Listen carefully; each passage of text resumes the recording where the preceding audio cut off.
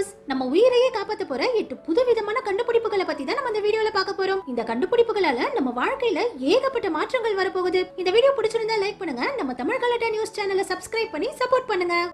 நம்ம முதல்ல பார்க்க போறது சியோனிக் நியூரல் ஸ்லீவ். சியோனிக்ங்கிற நிறுவனத்துடைய ஓனரான ஜெர்மையா ராபின்சன்ங்கிற இவர் தான் நடக்க முடியாதவங்களை நடக்க வைக்கிறதுக்கு இந்த சியோனிக் நியூரல் ஸ்லீவ்ங்கிற சூப்பரான டெக்னாலஜியை கண்டுபிடிச்சிருக்காரு. இவருடைய பொண்ணு பிறக்கும் போதே ஒரு கால் நடக்க முடியாம பிறந்திருக்காங்க. தன்னுடைய பொண்ணை எப்படியாவது எல்லார் முன்னாடியே நடக்க வைக்கணும்னு இவர் வீட்லயே நிறைய ஆய்வுகளை செஞ்சு 5 வருஷம் கஷ்டப்பட்டு இந்த சியோனிக் நியூரல் ஸ்லீவை கண்டுபிடிச்சிருக்காரு. இது பாக்குறதுக்கு சாதாரண ஒரு கிளாத் மாதிரி தான் இருக்கும். ஆனா இத கால்ல மாட்டிக்கிட்டு அவங்க காலுடைய லிங்க் பொசிஷனை மொபைல்ல செட் பண்ணிட்டா அவங்க ஒரு காலை எடுத்து போதே இந்த பேட் இன்னொரு காலுடைய மசில்ஸை தானாவே நகர வைக்கும். இது மூலமா கால் செயலிழந்த நிறைய பேரால வாக்கிங் ஸ்டிக்ஸே இல்லாம சேஃபா நடக்க முடியும். வயசாகி நடக்க முடியாதவங்க கூட சியோனிக் நியூரல் ஸ்லீவ்ஸை பயன்படுத்தி சேஃபா நடக்க முடியுமா? அடுத்தது 3D பிரிண்டிங் ஆர்ட். இப்ப நிறைய குழந்தைகள் பிறக்கும் போதே ஹார்ட் டிசீஸோட பிறக்குறாங்க. இதுக்காகவே ஸ்டான்ஃபோர்ட் யூனிவர்சிட்டி ஆய்வாளர்கள் ஹியூமன் ஸ்டெம் செல்ஸ் வச்சு 3D பிரிண்டர் மூலமா குழந்தைகளுக்கு தேவையான இதயத்தை சக்சஸ்ஃபுல்லா உருவாக்கி இருக்காங்க. இப்போ 3D பிரிண்டர்ஸ் வச்சு கார் தயாரிக்கிறதுல இருந்து வீடு கூட கட்டுறாங்க. டாக்டர் மார்க் ஸ்கைலர் ஸ்காட்ங்கிறவர் மனிதர்களுடைய ஸ்டெம் செல்ஸை 3D பிரிண்டருக்குள்ள அனுப்பி ஸ்டெம் செல்ஸ் மூலமாவே குழந்தைகளுக்கான இதயத்தை 3D பிரிண்டர்ல பிரிண்ட் பண்ணிருக்காரு. இந்த இதயத்தால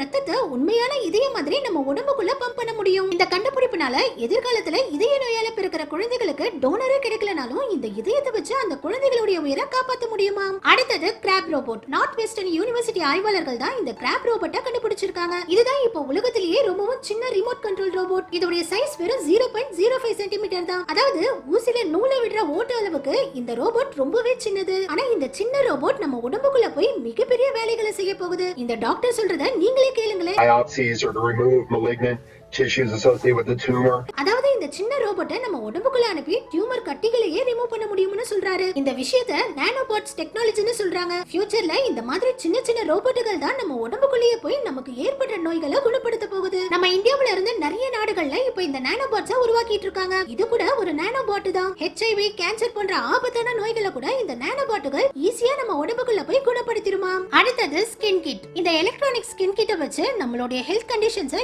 ஈஸியா கண்காணிக்க முடியும். இத ஒரு ஸ்டிக்கர் மாதிரி நம்ம உடம்புல ஒட்டிக்கிட்டா போதும். இது மூலமாவே நம்ம உடம்புல நடக்கிற மாற்றங்களை நம்மளால ஈஸியா கண்காணிக்க முடியும். நம்ம வீட்ல இருந்தா கூட டாக்டர்ஸ் நம்மளுடைய ஹெல்த் கண்டிஷனை மானிட்டர் பண்ண முடியுமா? இதனால ஃபியூச்சர்ல எல்லாத்துக்கும் ஹாஸ்பிடல் போகணுங்கிற அவசியம் இருக்காது. நமக்கு என்ன பிரச்சனையோ அந்த இடத்துல இந்த ஸ்டிக்கர் எடுத்து ஒட்டிக்கிட்டா டாக்டர்ஸ் ஹாஸ்பிடல்ல இருந்தே நமக்கு தேவையான மருந்துகளை சொல்வாங்க. இப்ப வரைக்கும் இது டெஸ்டிங் ஸ்டேஜ்ல தான் இருக்குது. ஆனா ஃபியூச்சர்ல நம்ம எல்லாரும் இந்த எலக்ட்ரானிக் ஸ்கின்னை தான் ஒட்டிக்கிட்டு சுத்த போறதா ஜப்பான்ல இருக்கிற டாக்டர் டோக்கியோ சுமியோங்கிற இவரு சொல்றாரு. இப்ப பாக்குறதுக்கு இது நார்மலான கண்டுபிடிப்பு மாதிரி தெரிஞ்சாலும் எதிர்காலத்துல நமக்கு வர எல்லா நோய்களையும் இந்த எலக்ட்ரானிக் ஸ்கின்கள் தான் ஆரம்பத்திலேயே கண்டுபிடிச்சு சொல்ல போகுது. அடுத்தது ரோபோட் டாக்டர். ஏற்கனவே சைனால இந்த ரோபோட் டாக்டர்களை அறிமுகப்படுத்திட்டாங்க. அதாவது ரொம்ப சீக்கிரமே நம்ம எல்லாரும் ரோபோட்கள் கிட்ட தான் மருத்துவம் பார்க்க போறோம். இந்த ரூமை டாக்டர் AI பவர்டு ரூம்னு சொல்றாங்க. இதுக்குள்ள போய் உட்கார்ந்தாலே இது நம்ம பாடியை மொத்தமா ஸ்கேன் பண்ணி நமக்கு உடம்புல என்ன நோய் இருக்குன்னு தெளிவா சொல்லிடும். ஆட்ரியன் அவுனுங்கிற இவரு தான் இந்த டாக்டர் AI ரூமை உருவாக்கி இருக்காரு. இதுல வர ரிப்போர்ட்டை இந்த டாக்டர் ரோபோட்டுகளே நமக்கு எக்ஸ்பிளைன் பண்ணி நம்ம நோய்களுக்கு தேவையான மருந்துகளையும் சொல்லிடும். இது மட்டும் இல்லாம எதிர்காலத்துல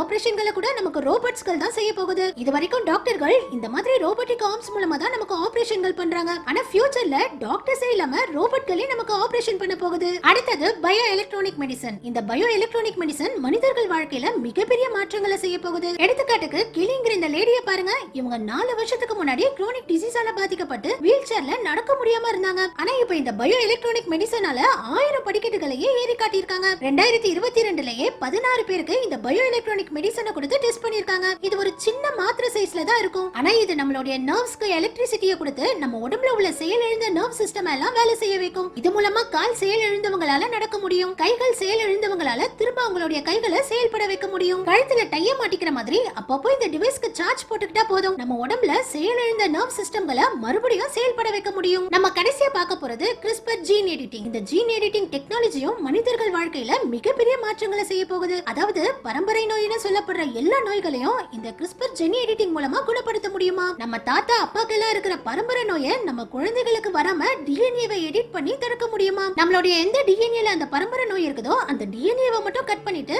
அந்த இடத்துல நல்லா இருக்கிற புது டிஎன்ஏவை வச்சு பரம்பரை நோயை நம்ம குடும்பங்களுக்கு வராம தடுக்க முடியுமா? We have successfully eliminated HIV in CRISPR gene editing technology. அதுலயும் டாக்டர் ஜொனதன் ஸ்டாய்ங்கிற இவர் என்ன சொல்றாருன்னா HIV கேன்சர் கேன்சர் போன்ற கொடிய நோய்களுடைய செல்ஸ கூட இந்த டெக்னாலஜி மூலமா கட் பண்ணி எடுத்து குணப்படுத்த முடியும்னு சொல்றாரு. ஓகே வியூவர்ஸ், இந்த மருத்துவ டெக்னாலஜிகள் எல்லாம் பத்தி நீங்க என்ன நினைக்கிறீங்கன்னு கமெண்ட்ஸ்ல சொல்லுங்க. இந்த வீடியோ பிடிச்சிருந்தா லைக் பண்ணுங்க, அப்படியே நம்ம சேனலை சப்ஸ்கிரைப் பண்ணி சப்போர்ட் பண்ணுங்க.